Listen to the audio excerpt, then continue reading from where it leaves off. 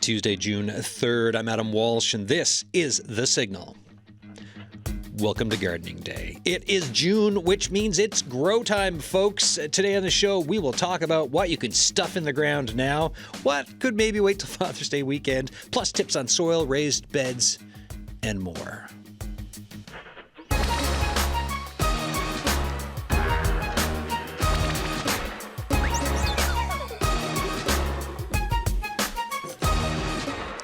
What you can stuff in the ground now. Meghan McCarthy, is that the proper phrasing? Sure. I mean, whatever gets the job works, done, right? People know what I mean, right? Are you stuffing it in the ground?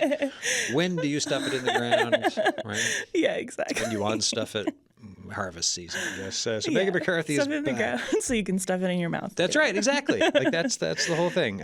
So assistant horticulturist, Memorial University Botanical Garden. Folks, the lines are open for Gardening Day. If you want to get in touch with us, right? 709-722-7111. 1-800-563-8255. You can text us, 709-327-8206, the signal at cbc.ca. What, I haven't been outside since this morning. What's the temp out there? It's pretty warm. Yeah, I heard it's up to like 21 or 2 or something. Yeah, Okay. which is very exciting. Yeah. So and like the thing is, we're doing this in like there's the dance around. We're enjoying like some of the temps. Also looking at hey, as long as there's rain in the forecast and stuff. Newfoundland and Labrador, big lot of land here, especially up in the big land. It's cooler in some spots. Big range of weather, totally. But specifically for St. John's, we've. All of a sudden, it was like we were having the wind off the water, and then it whipped around, and all of a sudden the temps went up. And I feel like everything's just gone bloom. Totally. I feel like the last few days it's exploded. Yeah. Like I was on a run yesterday. I'm like, everything is kind of out or mostly out, which after like it felt like there was a faster start this spring because less snow this winter, and then March was kind of dare I say nice, and yet then all of a sudden wind off the water. Totally. Even when it was sunny, it was 5 degrees, and you're like, and then 20 degrees. Yeah, again. Yeah, and we're in that funny time where we have a day like today, and we're like, anything's possible. I can, I can grow like cantaloupe starting today. So I hate to always be the just take a beat, but and maybe it's because I'm in a position of more risk averse where there's a little bit more riding on. I cannot do the fun experiments that some of you folks out there can do, but we still do generally use like Father's Day and even sometimes July 1st as there still could be frost come in. Now there's obviously things that you can do, use like brow cover, remay, that sort of thing in the meantime, or put out your annuals and take them back in if you got them in a pot, that sort of thing. But, in this economy, things are expensive, Adam. So you don't want to err on the side of caution. Yeah, and so if you are, just saying, hey, I'm putting everything out now, just pay attention to the weather. Yes, see how much stuff dips down, down overnight. Exactly. Yeah, exactly. Now, and there's a lot that you can still be doing. If you have perennials and trees and shrubs, obviously, like those, now is a great time to put them in the ground. Or if you're doing like divining and that sort of thing, even you can still do that now. So going shopping in your own backyard is always a good thing. And there's lots of veggies. If your potatoes aren't in and that sort of thing, all that can go in, like the cooler. Yeah, the heartier crops. Yes, the right? heartier. Yeah, exactly. Like kale, I mean, I don't know, like what it takes to destroy kale, who knows? Yeah. Right? And it's even better, well, maybe not when it's young. It might not make it when it's young. But when it's older, when it gets some frost, it's even sweeter. So I was eating random kale out of our compost pile in the spring, and it was the best tasting one. Just give it a little rinse, that's all. Yeah, that's it. Just rinse it off, but it's fine. Yeah, it's perfect. Good, right? Yeah. What's up at the So I'm so happy with myself because I'm asking you this now. Okay. Because I tend to forget. Right. And this is like because when Tim was here, I forgot. When Todd was here, I remembered, and I'm remembering for you too. What's up at the Botanical Garden? Wow, it is bumping up there. It's amazing. There's so much blooming. There's so much going on. We actually have a festival of blooms next week, so we have a whole host of events, such as Todd's doing a talk in the Heritage Garden all about like the history of some of the plants that came to Newfoundland. We are having a performance by Flower Hill, 2 to 4 on Father's Day. And Father's Day, the admission is free, which is awesome. And we also have our plant sale coming up on June 14th, 9 to 12. That's always, if you want plants that have been grown here that are kind of funky but pretty hardy, like many Newfoundlanders we know, it's Funky really the but place hardy. to go. Yeah. The Newfoundland story. The Newfoundland story. Yeah, you heard it here first. Now, does it apply to Labrador too? Well, yes. we can ask folks for Labrador if you like that, or we can workshop other things, right? There's other things we can think of. Yeah, exactly. But it's great because you have folks there who are also seasoned gardeners who can sort of do mini designs for you and that sort of thing. So, lots of reasons to come on down, and really something for everything. Like everyone, our gnomes are coming out again, so the kiddos are very excited about that. And that's a banner Father's Day weekend though. It is. So you can go in Saturday, buy your stuff. Like they've got the sale, and then it's free access for dads on Father's Day. So yeah, pretty amazing. You know. Yeah, what a time to be alive. Yeah. This is it. Right? The future is now. The future is now, and it involves plants. And it involves plants. Yeah. Plants. It involves the grow season. Exactly.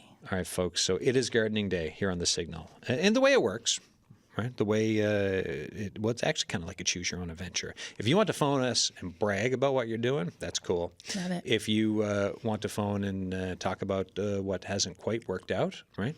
You can do that. Totally. You can talk about your aspirations, or you can just give us an update. Be like, hey, this is in the ground, that's in the ground. Here's how the greenhouse is doing. Here's where things are at. We like across Newfoundland and Labrador, we love updates. And if you want tips, totally, we're here for that too. Exactly. That is Stamps what of we're here for. approval and tips. Stamps of approval and tips, and commiseration too. Totally. Every so often it's like, yeah, because we still do. We kill a lot of stuff. I think that's all part of it. Gardening. We kill a lot of stuff. Yeah, right? exactly. So the numbers 709-722-7111, 1-800-563-8255. You can text us 709-327-8206. The Signal at cbc.ca for the phone numbers. And I believe, where is the...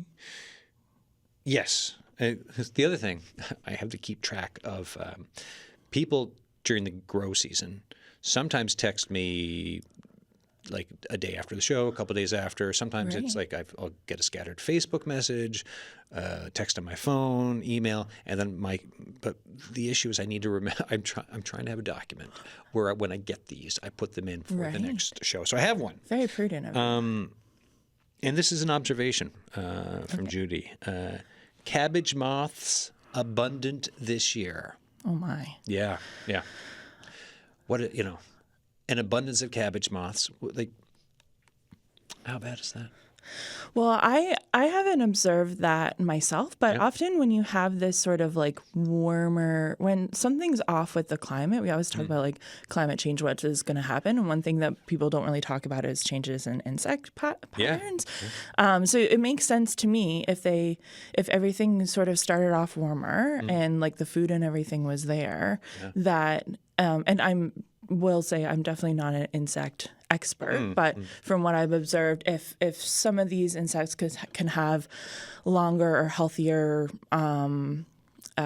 like cycles or have more of them in one season, then that makes sense to me. And I guess it always depends on where you are. And then you also have plants that are sort of adapting to something that is a little bit different going on. So when plants are stressed or when they're damaged, they can send out pheromones to insects being like, oh, I'm sick. If you're going to eat anybody, you can eat me.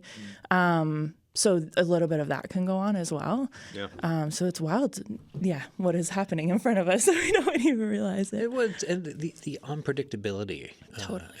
around it, because like there's stuff that from the insect side of it to sometimes not knowing around like the differences in weather that you'll get during a season that can be very unpredictable, right? All of this together, it just makes for it can make it really difficult for trying to stay consistent on something, because you're getting all these different inputs that are outside of the historical norm. Totally. Yeah. And don't get me wrong, it's very worth doing, but I think we can also, as gardeners, give ourselves a little bit of grace that we can't predict the weather and what insects are going to do. And we just have our plans and what we want to eat or what we want to grow, and we can try our best. But there's always going to be those factors that sort of, but also sometimes you can have happy accidents with that too. Totally. Oh, wow. Like I just gave that a try and it totally worked. That's great. And folks, I will say, with Gardening Day, we do talk about weather, and there's ways we will talk about it, right? Of like, hey, a bit of rain is great, or it's a beautiful day. I do want to acknowledge the fact that it is wildfire season in this province, in this country. You can just turn on your news at any moment and you'll see updates on that. And this Thursday, so not tomorrow, but the day after, on this show, we will talk about where we are at with community preparation for wildfires and give that a thorough discussion across Newfoundland and Labrador. So that show is coming on Thursday of this week. But at the same time, for Gardening Day, there will be a way that we will talk about the weather and as it fits in with gardening. But like I said, we're cognizant of the reality. Oh, definitely. And I think as gardeners, we have a responsibility to talk about climate change. Totally. That's just that's and a big part. It is. We've got some consistent themes here on the Signal that we dig into all the time. And, climate change is climate change, cost of living, health, all that stuff. Plus, in the grow season, gardening. Yeah. And its intersections. Yes. Well, gosh, we've got text coming in. We've got a queue forming here. So, folks, like I said, it's Gardening Day here on the Signal. The lines, they are open. Meghan McCarthy is with me here from the Munn Botanical Garden. If you want to join the show, 709-722-7111, 1-800-563-8255. Texts 709-327-8206, the Signal at cbc.ca for emails. George is on the line from Gander. How you doing? I'm doing wonderful. Thank you for taking my call, and a little rain would be nice, actually. Yeah, see? Yeah. It very helpful on a number of levels. Absolutely. A couple questions for Megan, please. Yes, go ahead. Thank you for being a guest today, Megan. And I have a few questions I'd like to get your opinions on. Sure. First of all, I'd like to know what's your opinion on when you plant new trees, do you think you should fertilize the first year? So for me personally, when I plant trees, and generally, I don't know if you've heard this poem, George, but the first year they sleep, the second year they creep, the third year they leap. I've always heard that for clematis. Oh, okay. Well, I use that I paint everything with that brush. So in the first year, I'm just happy if that tree is getting used to where it is. And I like to make sure that the soil is good. So soil versus fertilizer, I think of fertilizer as almost like a multivitamin, it's super concentrated and the tree is really going to react to that. And so if you are going to use fertilizer, not maybe just like a little bit, or even like a little bit of slow release, something that isn't going to sort of shock the plant. Because what we don't want to happen is you put this plant in the ground and then you dose it with fertilizer and it's like, whoa, and it puts on a ton of growth right away. But its roots aren't ready for that. And so it can get top heavy, or it can put on a lot of like really fleshy growth that is prone to like insect damage or mechanical damage, whatever. So yeah, I would just make the soil really nice, like with compost and all the good organic matter. And if you are going to do a fertilizer, do something sort of, low dose and then take it from there.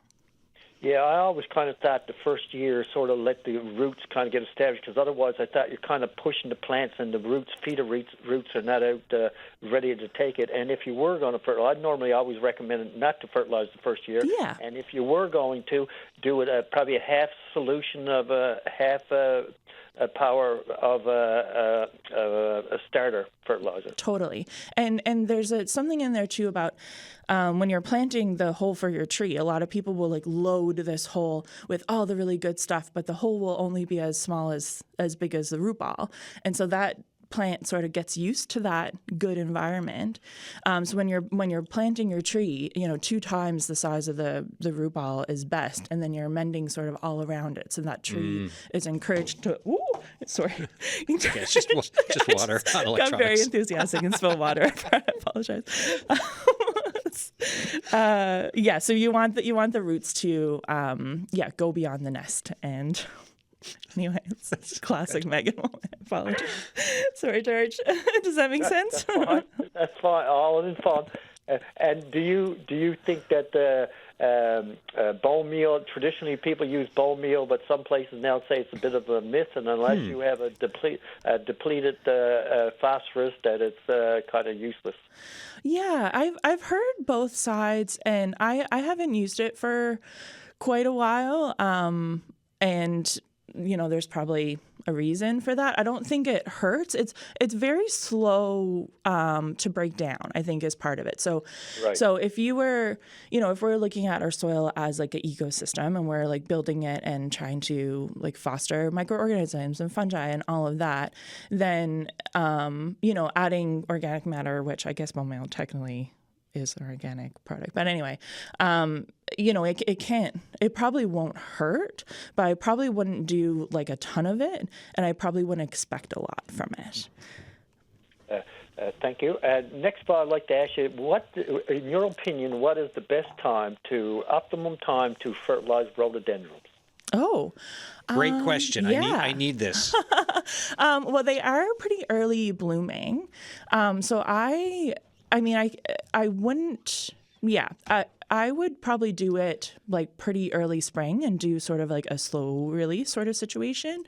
And that way they have like a good bloom and they're putting on that nice new growth after the bloom. And if you need to give it a little prune, that would it be. So, but not too early. I'd probably do like early May or so.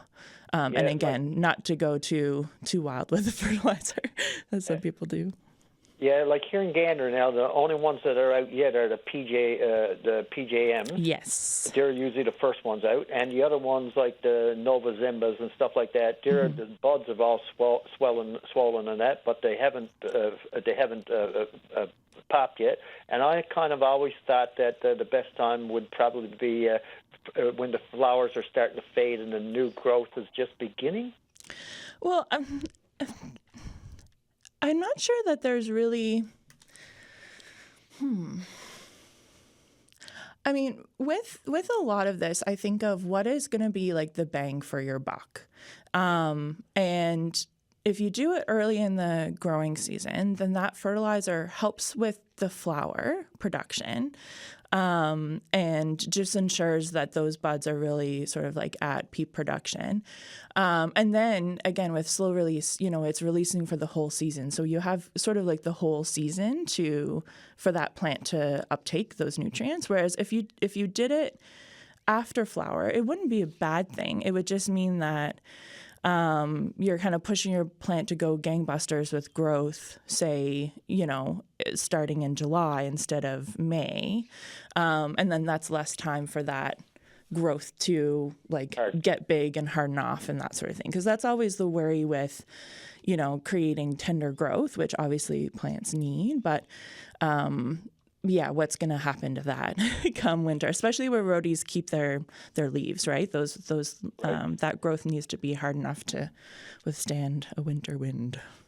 Thank you. Finally, one more question. I'd just like to get your opinion on how deep do you think you should plant in large pots to plant a lot of canna lilies. How deep do you recommend to plant canna lilies to rise on below the soil surface or at the soil surface? So do they already have leaves? Or are they just bare like root? I keep them in my basement in the winter, and I take them out in the spring and divide them and put them in large pots. Oh, okay. I put them in like hanging basket pots, and then when I have them in the house, and then when the weather warms up, I take them out hanging basket pots and put them in large pots. But Gotcha. there was a bit of conflict between a couple of my friends on whether they should be at soil level, an inch or so below the soil, or 4 to 5 inches below the soil. Yeah, I wouldn't go that deep for sure. I would say probably just the 1 inch below, like it's where the leaves are meeting the rhizome. You don't want that to be too deep, but there is sort of like a little bit of a space. There's sometimes I think like a bit of a lighter color there where you can sink in a little bit. But I'd be worried about rot because they have such big fleshy leaves. I really wouldn't go very deep with it at all. But that's me.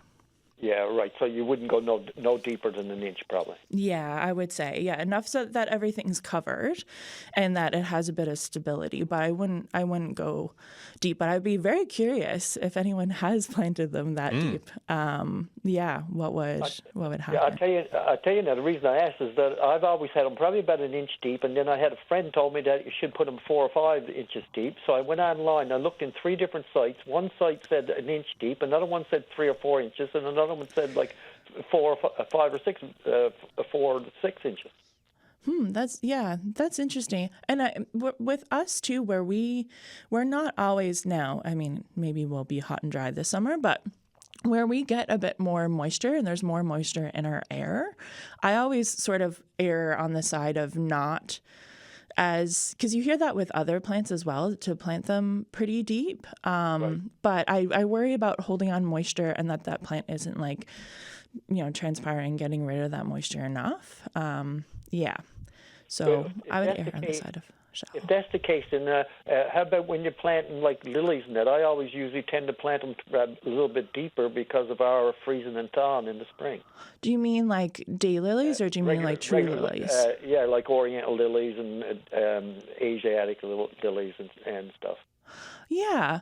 I mean, I would just plant those as I would a regular plant. Most of the time, they don't really have leaves when I'm planting them. At that point, they're earlier in the spring. Would you put them 5 or 6 inches deep? I would do probably more until they're just covered. I wouldn't go massively deep with them, because lilies too can have some, they can be a little bit finicky as well. But yeah, I would be curious about this planting really deep scenario, how that goes. And recently, it sounds like Newfoundland might finally have the dreaded lily beetle. Oh, it's here, and it's in full force. This little red beetle that attacks lilies, but also other plants like hostas. And they, like at the garden, we do daily lily checks, like every time we walk past ours. Wow. And you just got to squish them with your fingers and get there's little red eggs as well. I'm just picturing you and Tim and Todd looking out of the movie Carrie after squishing all those, Yeah, really. I think that's where like the red dye comes from, because it's, but it's really bad. And yeah, I think you're right. There's I don't really remember hearing about it. And there was like one year they were here and everybody had them. So yeah, this is a new thing. I've heard of this was probably 2 or 3 years ago. I think a woman called. I think it was from Grand Falls or something. I think it was because Newfoundland was a little bit famous for having this sanctuary for lilies. Oh. Well, I thank you very kindly. And all the best. Have a great day and happy gardening. No problem, George. Happy gardening, George. Yeah. Thank you. Yeah, the way to get rid of them is just to squish them. Squish them, yeah, and find those eggs too, because if with pest management, it's all about disrupting the life cycle. So the more times you can do that, the better for us. Yeah. All right, folks. There you go. Disrupt that life cycle. Yeah. We'll stay on the phone lines. Walter Harding's on the line. Hey, man, how you doing? I'm not too bad, Adam. Thank you so much for having this show today. I'm going to ask one very quick little question. Sure. Your show is almost half over, and I know you have a lot of people who want to ask questions. So my quick question, maybe 6-8 years ago, a friend gave us what we thought was a little plant, and we put it outside, and it has grown to almost overtaking our entirety of our back lawn. Now, I'm not one of those people who requires the greenest lawn and all that kind of stuff. I don't use fertilizer. I don't use pesticides. I just want to have a nice, clean property. It's called creeping Jenny. Yes. And I don't know if there's anything I can do at all to keep it from slowing down a little tiny bit. I wouldn't mind slowing it down a little tiny bit, unless it's beneficial to, say songbirds or something, because our songbird population is taking a hit the last couple of years. Is there anything I should do with the creeping Jenny, or is there anything I can do with the creeping Jenny? Yeah, and that's interesting. You don't really hear much about creeping Jenny in lawns, so you must be very special, Walter. Well, what we did, we put it in our we have a little tiny flower garden, rock garden, maybe 10 feet by 10 feet, and it has overflown and it has pretty much it's not ugly. Yeah. I just didn't know if it's invasive to a negative aspect, I'd get rid of it somehow. If it's not, if it's invasive and it's not going to hurt anything, I'll just leave it alone. Totally. Yeah. I wouldn't consider it invasive. It's not typically a plant that really goes, I wouldn't worry about it threatening native species or escaping or, its seeds going anywhere. So if you don't mind it, honestly, I'd probably leave it. I wouldn't say it's wildly beneficial to like birds or anything specifically, but I think anytime that you're having a flowering plant in your garden, and if it's not, like you get to decide if it's a weed or not. A weed is just a plant that's not where it's supposed to be. So if you don't mind it, and that yellow color might be kind of interesting because I assume that it's the yellow one.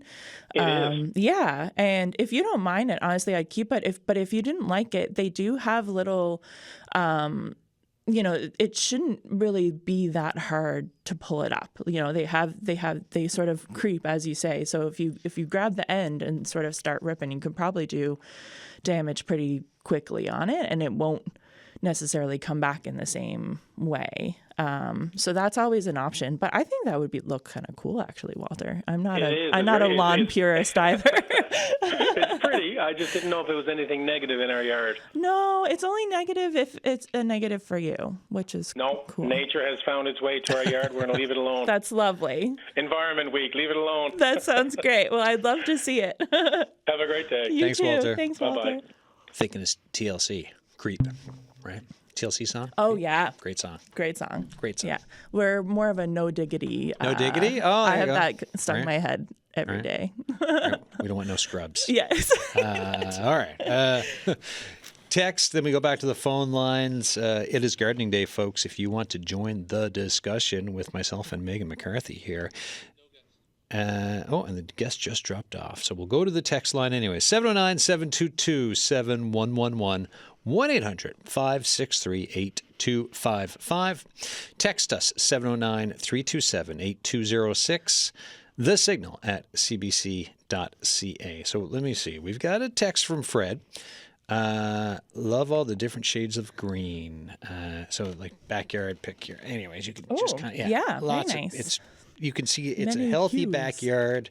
Lots of stuff on the go there. Looks like a little built raised bed too. Gorgeous. Thanks for those pics. I love that you're really getting the full sense of that green color around everywhere though. Like Totally. It is vibrant, So popping lush. right now. I love it. Yeah. A vision in monochrome. See? Here's a text. My asparagus are growing, but they're very thin and flimsy. This is the 4th year since they were planted. How do I get them to be thicker and hardier? Interesting. So with asparagus, they're sort of on their different timeline than most other plants. I don't really expect much out of asparagus until like at least year 3. Yeah. Because that's when they start being sort of in their ferny phase and start being in their looks like somebody just shoved an asparagus spear in the ground sort of phase. So, but they do produce a lot of foliage. So if they are skinny, then just your average, like I would probably use like fish fertilizer or something like that to sort of beef them up and mend the soil and make it a little bit richer and give them a bit of a better life. Because when something is skinny, we think it's probably deprived of something, or it might need a bit more nutrition. Yeah. We when Tim was on the other week, I was talking about my rhododendron in the backyard because it's kind of like there's some the leaves are not vibrant green, right? Yeah. It's more of there's a yellow bit through it. So Tim talked about maybe having to dig them up and then just check the soil and everything. But so that's bigger. Like I will get to that if I have to. Yeah. But what I'm trying in the meantime, I just put because we were doing some gardening the weekend, and I just put some sheep manure down over it, and I'm just like, let's just see what happens. Yeah, totally. And it the bulbs for the flowers are there and just getting ready to come out. So with some of the rain, I'm just seeing, and if it doesn't get greener, I shall do the bigger dig experiment. Yeah, or even some slow release fertilizer too. Yeah, because that's gonna happen with rhodies. They need shelter. They get some like fungal stuff. They have a hard year. Like during snow beginning, there was a bunch that they all just lost their leaves and then had to grow them back. So who knows what that poor guy has gone through? Who knows? Hopefully that generous packing of sheep manure yes, something. That would be good. We shall see. Yeah. But it's nice. I've seen some growth on it, so it's Good. nice to see. Nice. It's only a little thing in the backyard. Yeah. We inherited it with our new house. That Yes, very exciting. Ron's on the line from St. John's. Hi. Hi. I just had a quick question. Yeah. Is there a critical time to prune an evergreen tree? Good question. So do you mean like an evergreen, like a spruce or a fir or something like a? Yeah. I got this tree that my kids planted it when they were young, and now it's just it's got a canopy that takes over the whole meadow. Oh my goodness. So I was going to trim off some of the lower limbs and just so you could walk by it and that kind of thing without. It's really high and it's got a huge spread, Right, gotcha. So the thing to always keep in mind when you're pruning conifers like that is, unless it's a yew shrub, or, it's not gonna like grow back. So if you're taking off those lower limbs, you got to be careful about where you cut, because once you cut, that's about that's it. So there's sort of two different kinds of pruning, I guess, you could do, and one is more time sensitive than the other. So if you're doing those really big cuts where you're taking, limbs right back to the main trunk of the tree, stuff like that is always better to do like in the spring, so it gives the tree a bit of time to recover for the before the winter. But also, if you just if you're like, okay, that's big enough, I want to keep this, the size that it is, you're doing more like tip pruning, or with a pine tree, you'd be doing like candling. So it shoots up these sort of like, it sounds more like you have a spruce, so I'll talk more about that. But on the ends, you'll see like new tips. And those can just be cut off, and that'll essentially keep the tree in at the size that it is, at least wherever you can reach to do that sort of cutting. And that's probably better to do more now. But either way, just I guess approach it a little bit differently than you would most other pruning. So I was going to do a radical excision. Is it too late to do that Oh, now? okay. No, I would do it sooner rather than later. Yeah. Because if you're going to shock the plant, it's better to shock it and give it some time to recover. But for radical pruning, yeah, for what we call renovation pruning, which is more than your like 25% budget, we normally like to do that as early in the season as we can without getting like the super hard frost. So we're still, the sooner you can do that, the better, I'd say. How far in close to the trunk should you cut the big limbs? So with big limbs, we like to do what's called a 3-point cut.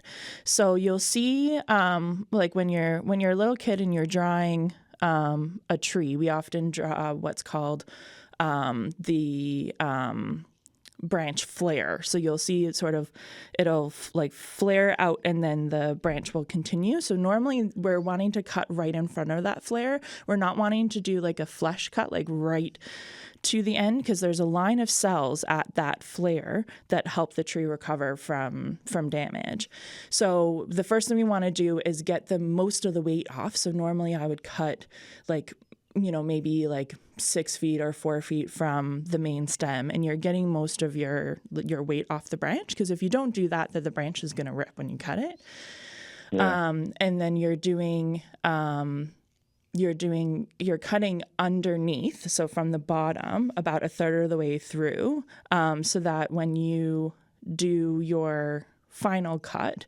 Again, we're not doing the ripping. So we're doing that undercut first, then we're taking the weight off, and then we're doing that final cut right at that branch flare. And that should keep you safe.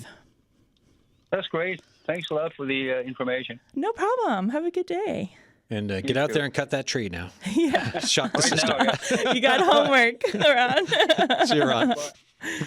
All right, Ron, give us a call there from St. John's. And he's, I don't see any precip falling, so not a bad day to go out there and do a 3-point cut, right? Yes. And I just Googled that.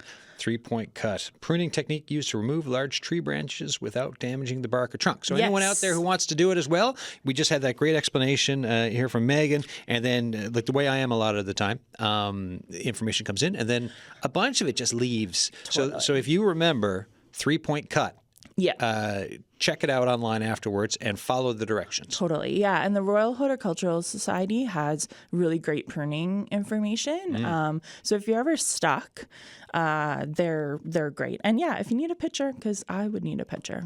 That explanation would have meant nothing. No, to me. well, it put something in my head, right? And then when but looking at it, there's a bunch of really great pics online that all of a sudden it's like, okay, right on. Like for then thinking of the types of trees and everything else. Well, if you like that, look up CODIT, the compartmentalization of decay in trees. That's a real, that line of cells to protect the tree is very helpful. And then you'll start noticing very bad pruning around town, and you won't be able to unsee it. Yeah, so I had a picture in my head, and then as you were talking, I was like, oh, but what I've seen, like bad pruning, Okay. It's like when you cut your fingernails too close, and you get the quick. Nobody likes that. No one likes that. And neither do trees. Yeah. And we want to keep them around. They're doing good work. Yeah, right. We like them. Carbon storage. Yeah. Plus, they look nice. Totally. Yeah. Talking to a mushroom. Air is great. Yeah. Folks, we've got some, let me see, we got some text, got an email, so we'll go through those. And then if you want to join the discussion by phone, 709-722-7111, 1-800-563-8255. Text us, 709-327-8206, thesignal@cbc.ca for emails. It is gardening day all day long. All 55 minutes long here on The Signal. But you can continue your gardening day like Ron's doing with his tree pruning later in the day, right? Yeah. So, let me see. Texts. What have I been ignoring? Not ignoring. What have I been looking at getting to? Here's an email. Last year, we split the roots and transplanted some rhubarb. Yeah. It's growing wonderfully. Good. Great size now. Mm-hmm. I'm wondering if it's okay to harvest some of it this year. Unfortunately not. I know. Don't do that to her. I know. And I hate to say it, but the rhubarb needs a voice because many times, because when we harvest rhubarb, it's quite a feat for the plant. Yeah. That's its whole stem, and it has this huge leaf. So generally with rhubarb, we're not wanting to harvest any more than a third, max in a year anyway. But rhubarb take a while to recover from division, and they like pretty rich soil. They like pretty deep soil. So if you think, and that new baby rhubarb then might only have like 5 leaves maybe, and it needs all the help it can get. So unfortunately, I normally do like year 3. I'm starting to harvest. Year 3. Yeah. Now, it's your life. If you want to experiment, you can. But if you want to snip a bit for just a taste of jam or something, just to warm. Yeah, just maybe just a little bit. But to think in mind sort of all that rhubarb has gone through. But I totally, it's so tempting because it's so beautiful and lush and it's so tasty. But especially in this world we live in today where even me just saying rhubarb, I will go online later today, whether it's like Insta or something, and I will be bombarded with recipes and pictures of rhurbarb. And here I am. You've got this email from Linda who just wants to eat rhubarb. Yeah. Well, the farmer's market is a beautiful thing. I will say that. Go visit your local farmer. They're great. All right. Well, that's the rhubarb part of the discussion. Okay. Rhubarb cheesecake. Now I'm hungry. Rhubarb strawberry jam. So good. So good. Let me see these texts that we've not gotten to yet. Hi, love the show. Why, thank you. Do you have any tips for growing green gage trees, in particular avoiding black knot? Green gage? It says gage. That's what the text says. I don't know what that is, but if we say black knot, I think cherry trees. Yeah. So that's like prunus. So that cherries and plums most of the time. So that those could be So the ornamental. plum. Yeah. So those. Suridian. Yeah. Yeah. Oh yeah. Sometimes. And I'm in Latin land, so sometimes the common names are I'm not the best with, so I apologize with that. But yeah, so that would be either edible cherries and plums or ornamental as well. So with black knot, it is hard because it is living in the air because there's a lot of it around. Like right now?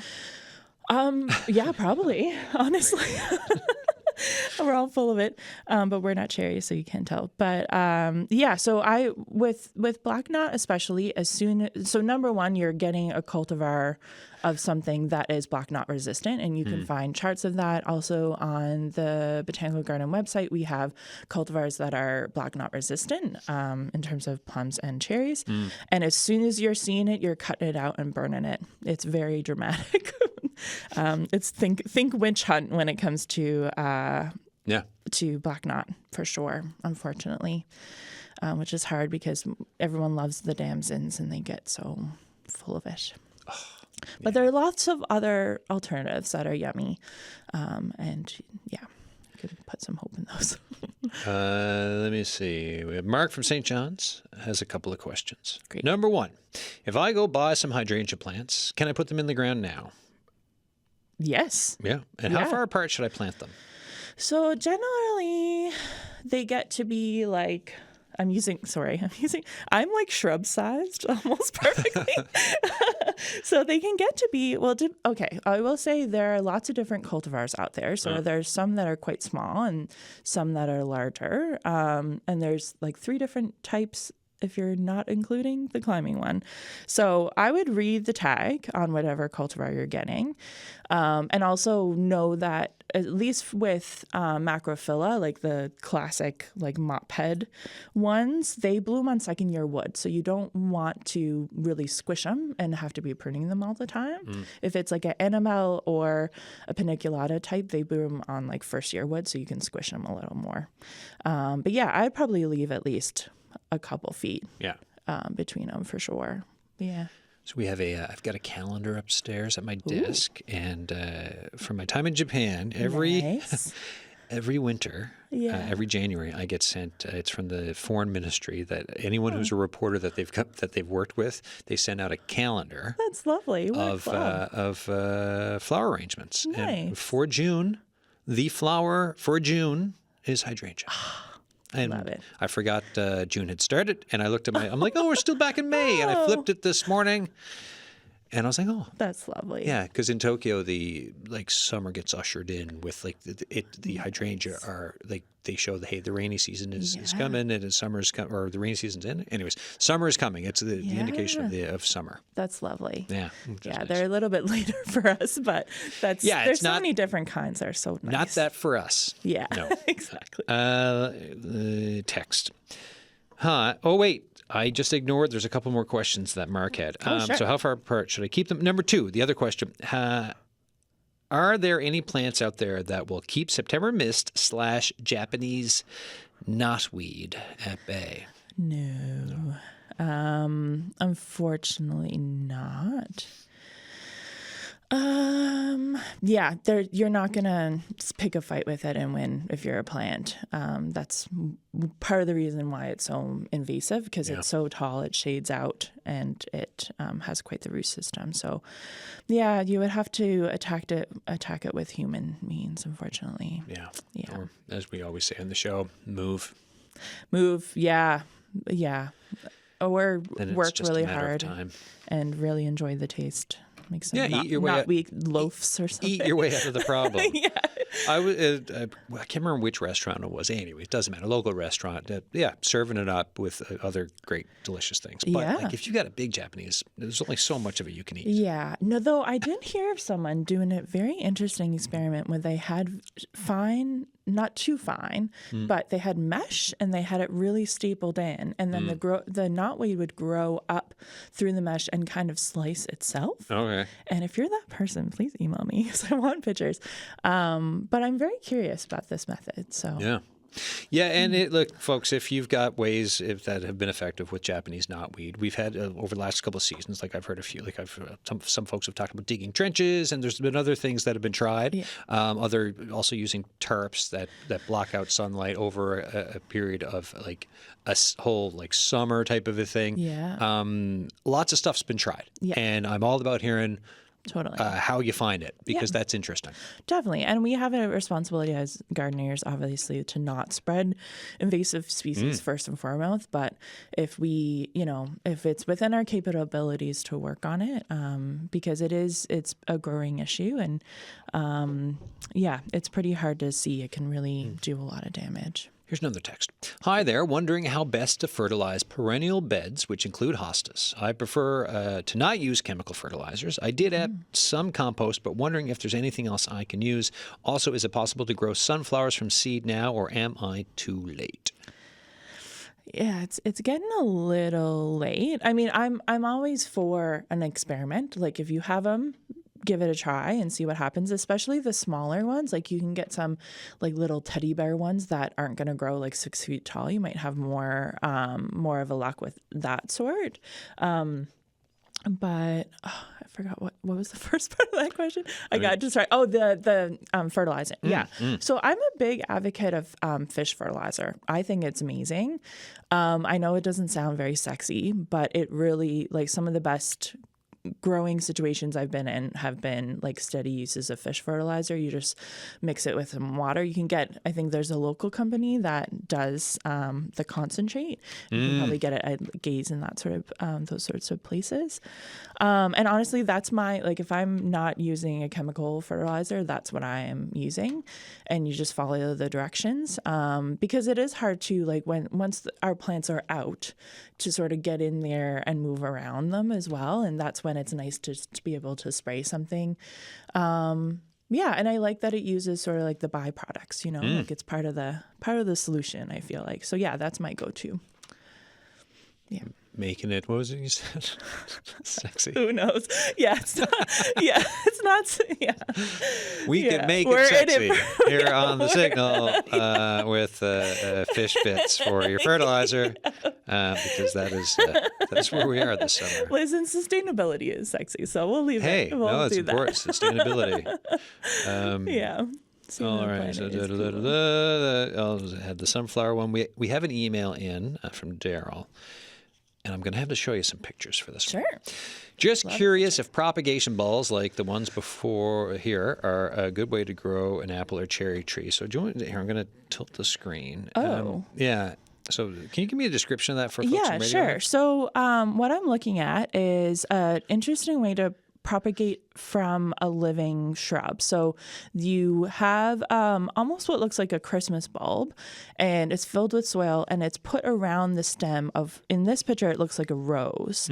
And what happens is then there are like adventitious roots, which are basically any roots that aren't in the ground, that then can form around this.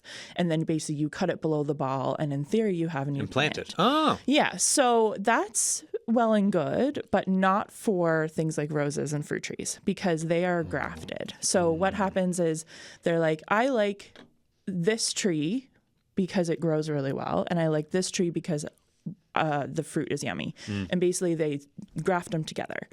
So if you're only taking the yummy bit from the top and you don't have the good root bit, then that yummy bit is, was partnered up for a reason. Right. So if you then stick that in the ground, number one, you don't know the size of the plant you're getting, because a lot of these are like the rootstock predicts the size. So you could have, a tiny plant, or you can have a full size monster plant. You don't know what you're getting, I guess, is the moral of the story. So you could give it a try with other things that aren't grafted, like a golden chain, or like other shrubs, like something like a hydrangea. Like that would probably be good for something like a hydrangea. But for a fruit tree, I would, and we have a list on our website of ones that are good for Newfoundland, because we have apple scab and that sort of thing. But I mean, experiments are very cool. Like if you want to just learn about propagation, which we're going to be having some workshops on propagation coming up in the winter. If you want to, for funsies, I'll never stop anyone from learning about plants in the garden. Mucking around and finding out. Yeah, but I would, I'd probably do it on other things other than that. Yeah, so don't use the propagation. Well, not don't, but like it may not work out for you the way you were hoping for propagation balls for apple or cherry trees. Yes, so any fruit tree, really. Or any fruit tree. But if you're looking at your hydrangea and you got a couple of those propagation balls kicking around, like, you know what? Hey. Yeah, or like a currant, like a fruiting shrub, it would probably do okay. But I've never used them. I see them on the internet. But I am curious about it. Oh. We got a text in. I love it because so it's 5 minutes left. It says one last question if you have time. Sure. And it is. Like there's only 5 minutes left. This is great. Because sometimes people send in texts at 1:02 and it's just too late. Even though I still respond to them. One last question if you have time. I planted tulips last year and they are just coming up. Is there anything special I should do to help them grow and populate even more next year? Thanks again. Love the show. Well, thank you for the text. Totally. Yeah. What a well-timed text. So for tulips, I like to fertilize them just as they're getting that like flower bud, because it sort of helps give the plant a little boost so it can bloom. But then also it's almost exactly when it's done flowering, you probably want to cut off the seed pod, because you don't need that. And that fertilizer then can like help the bulb bring in all the goodness before it goes to sleep again for the summer. So if it were me, I would cut off the seed pod, keep the green leaves up as soon as possible, like wait until they sort of die off themselves. And that's probably the best way to hope they come back. Now, not all of them do. Like a lot of the doubles and the fancier ones they're just weaker specimens. So if they don't come back, you probably didn't do anything wrong. That's just a good way to feel about gardening. If something doesn't happen, you probably, even if you did do something wrong, you probably didn't do anything wrong. Yeah, and we all do. Like, how else are you supposed to learn? You never did it before. And it's hard. There's lots going on. Stuff's growing. Yeah, so you're doing a great job. Right? That is it. If we're going to end with any point, everyone out there. Yes, you're doing awesome. Whether it's gardening or not, you are doing a great job. Yes, and have fun.